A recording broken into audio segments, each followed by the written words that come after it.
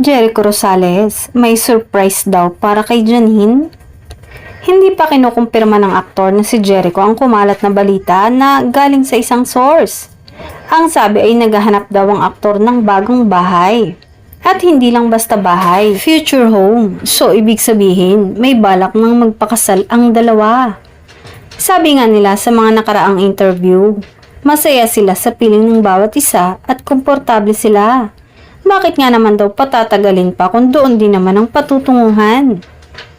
Hindi din naman maipagkakaila na talagang mahal nila ang isa't isa. Tanggap na din naman ang pamilya ni Janine si Jericho at gayon din si Janine sa pamilya ni Echo. Lalo na ang anak niya na si Santino. Talagang botong-botong binata kay Janine para sa kanyang papa. Medyo private muna sila ngayon dahil yun yung napagkasunduan nila.